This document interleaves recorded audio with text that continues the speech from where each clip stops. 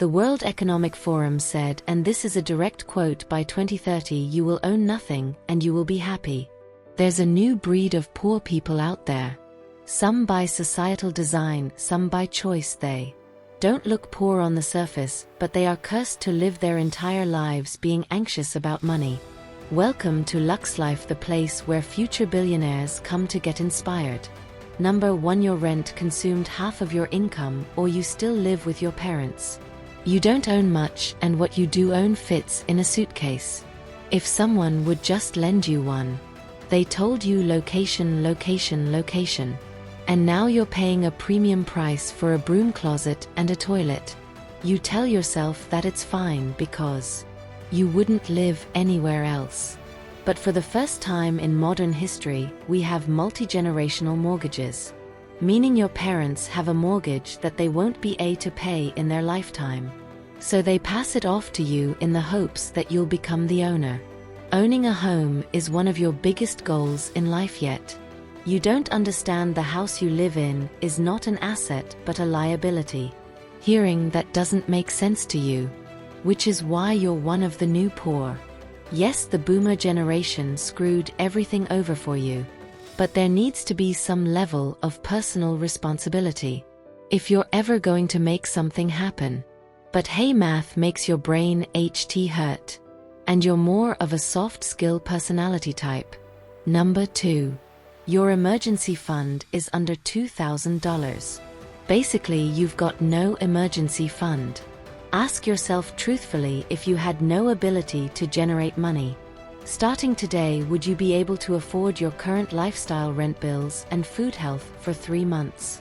If your answer is no, then know that you are what's considered to be the new poor. You are one small emergency away from personal bankruptcy. The last time something like this happened, you either borrowed money or pawned or sold some of your stuff. You justify it by calling yourself a free spirit and say that possessions are holding you back, when in reality you feel lost and anxious. You blame it on the state of things, on capitalism, on the world being on fire. But the truth is you avoid thinking about it.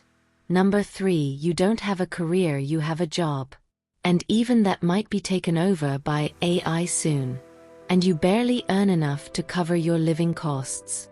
And you go out a couple of nights a month, you've got a certain lifestyle that hangs on by a thread.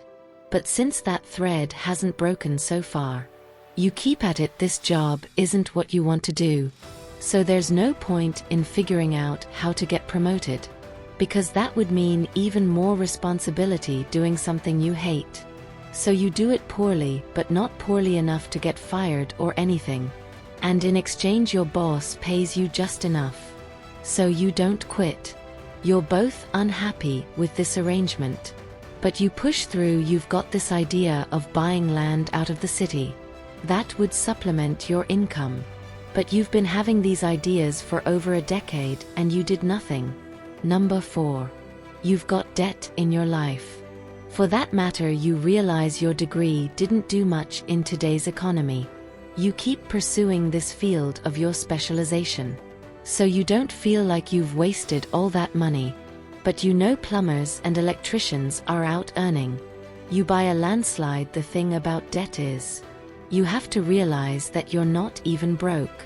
You're less than broke. A homeless person on the street might not have much, but they're above $0. You, on the other hand, don't have that luxury.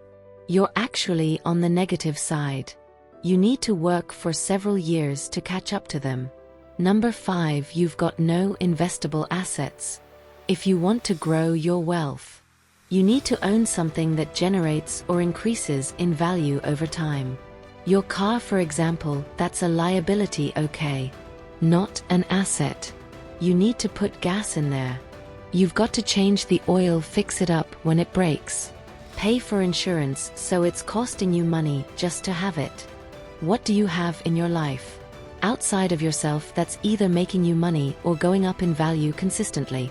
This right here is why 90% of the population is struggling financially.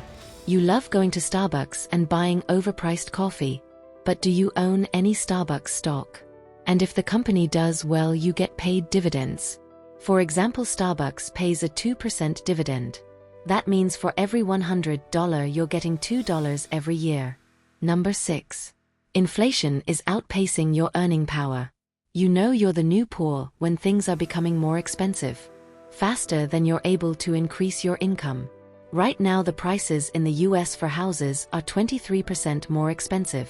Medical services are 47% more expensive, the list goes on. And it doesn't look like things are going to get any better anytime soon. If your income didn't increase by 50% in the last 5 years, you're 50% poorer. To put things into perspective, you're experiencing the highest inflation in the last 40 years. In other words, this is the worst you've experienced so far. That safe and stable job, well, it might not cut it for much longer. Number 7. You use payment plans to buy things. Although you end up paying more buy now pay later services. And installment payments are everywhere these days. You mean I can just pay a little bit now and get my hands on it immediately, and then pay the rest later in multiple installments? Sure, sign me up, but what most people don't realize is there's an interest attached to this service, which can be up to 30% more. If you were to pay the full amount, let's say a phone costs $1,000, you can either pay the $1,000 upfront or get it in installments. The average retailer will typically charge a flat interest rate between 11 to 27%. So instead of 4 installments of $250, you pay 4 installments of $300 at the end. Number 8. You transact primarily with digital money, not cash. If we were to tell you that cash was a superior form of payment from a value perspective, you might call us crazy. It takes 32 digital transactions for the value to go from the individual to the credit card companies. Let's say you've got $50 in your bank account. Every time you pay for something online, the payment processors charge a fee of 2.87% to 4.35% for each transaction. Every time you use digital money to pay, do this 32 times. And almost all of the value has been moved from the hands of society into the pocket ETS of these businesses. Number 9. You are your parents' retirement plan. Your parents did poorly in life, no savings, no investments, little pension. And now that they're older, you realize there's no real way for them to support themselves. So you have to step up. Your parents will need support treatment for illnesses that become more and more frequent. You're happy to be there for them, sure, but you realize that you can barely take care of yourself. So your already poor financial life is taking an even bigger hit. As the hole just keeps getting deeper, you tell yourself that you'll figure it out, but the confidence is kind of low. Number 10. You prioritize the present over the future. The new poor are the YOLO generation. You follow trends that urge you to give it all to the present, and not to care about the consequences. The trending tick to sound of the day is you'll make the money back, but you'll never be X years old doing stupid. So it sounds good in theory, but in practice you're actually borrowing from the future. And that bill is coming soon. Personal responsibility is adamant. If you only have $200 in your account, you're $35,000 in debt. Why would you spend $75 going out on a Friday night? If you find any value from this video, please like, share, and subscribe to our channel.